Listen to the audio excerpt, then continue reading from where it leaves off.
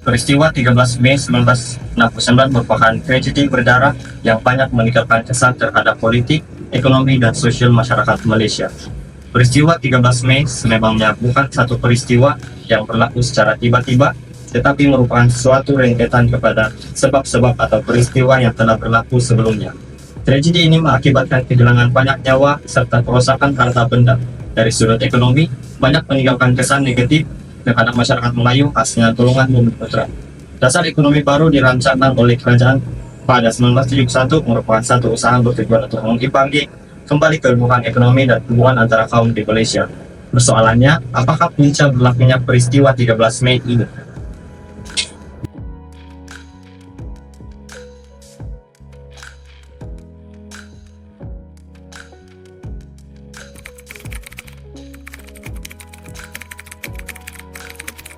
Antara puncanya yang pertama ialah latar belakang pendidikan yang berbeza.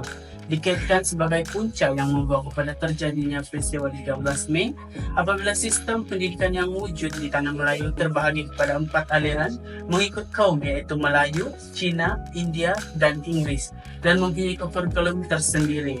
Melayu menekankan kemahiran menulis, membaca, mengira sekadar keperluan rendah sahaja.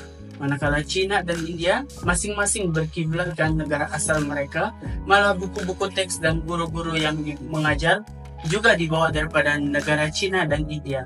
Inggris pula hanya dapat dinikmati oleh orang Cina dan India yang tinggal di bandar sahaja.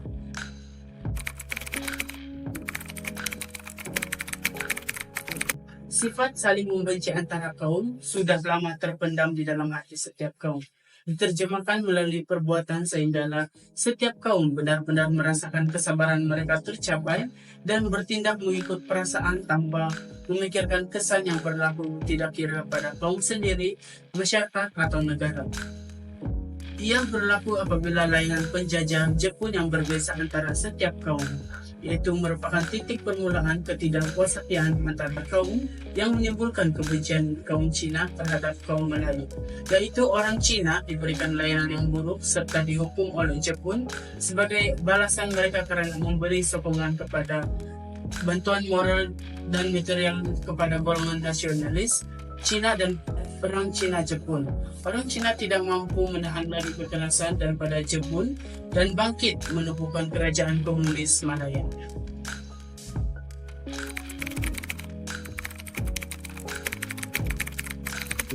Isu-isu yaitu kewarganegaraan untuk penduduk bukan kaum Melayu, hak dan kedudukan istimewa bumi putra Melayu, tagihan pekerjaan dalam perkhidmatan awam, isu sensitif turut dibangkitkan. Perjanjian yang terdapat dalam kontrak sosial secara mutlaknya telah diabaikan oleh ahli pembangkang. Perbuatan pembangkang sedikit mencabar perlembagaan negara, khususnya berkaitan perkara 153 yaitu mengenai hak istimewa orang Melayu. Orang Melayu bertindak balas dengan mempersoalkan punca-punca ekonomi negara yang dikuasai oleh kaum bukan Melayu di sebuah negara yang majoritinya orang Melayu. Tanda tindak balas terhadap kata-kata daripada pembangkang sewaktu berkempen. Timbullah persepsi antara kaum serta diiringi kemampuan memberontak setelah maruah kaum dicabar. Tercetus peristiwa 13 Mei kerana semua kaum bangkit memberontak dan meluahkan perasaan yang terpendam.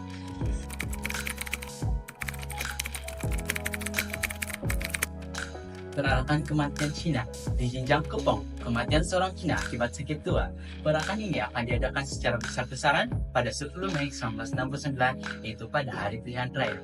Namun, parti buruh ini mempunyai muslihat yaitu ingin mengganggu kelancaran perjalanan pilihan raya. Akan tetapi, rancangan mereka gagal apabila pihak polis tidak membenarkan cara itu dijalankan pada 10 Mei 1969. Namun, pihak polis memberikan kebenaran dengan syarat yang mesti dipatuhi.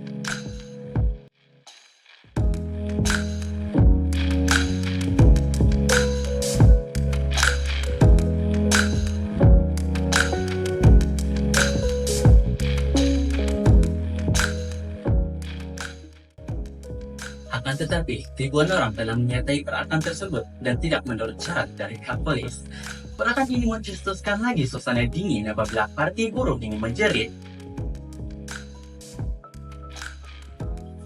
Selang beberapa hari, rasa kebencian akhirnya keluar dan berlakunya tragedi 13 Mei 1969. Tragedi ini telah membuka ruang muhasabah diri untuk semua pihak memikirkan sejauh mana hubungan antara kita sesama manusia sebelum dan selepas ini. Oleh itu, semua pihak, tidak kira agama, bangsa, atau warna kulit, harus sentiasa hormat menghormati dan saling mempercayai antara satu sama lain. Sebagai mahasiswa yang terdiri dalam sesebuah IPT daripada berbagai kaum seperti Melayu, Cina, India, dan lain-lain. Oleh itu, mahasiswa haruslah sentiasa mengutamakan isu kaum dan bertindak hormat menghormati serta saling percaya antara satu sama lain.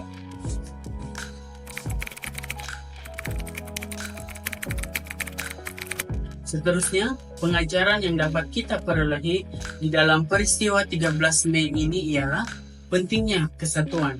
Satu perkara yang tidak dapat dinafikan adalah kepentingan untuk kita semua bersatu, yaitu pada zaman sekarang kita telah berpecah pada banyak kelompok dan hanya pentingkan pribadi sahaja, tetapi kesatuan diabaikan. Oleh itu, sebagai mahasiswa, kita hendaklah sentiasa bersatu walaupun berlainan kaum dan bangsa agar kita dapat menimba ilmu bersama dengan aman dan damai.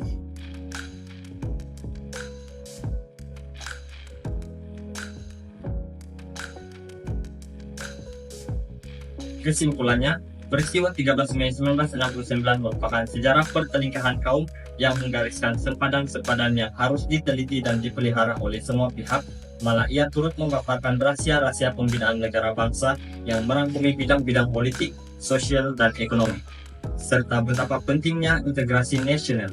Oleh itu, pentingnya untuk kita hidup bersatu padu untuk menguatkan lagi perpaduan antara kaum agar negara kita tidak terlihat lemah oleh negara lain. Apabila melihat masyarakat saling hormat menghormati dan hidup dalam keadaan aman sejahtera, tidak mengira kaum.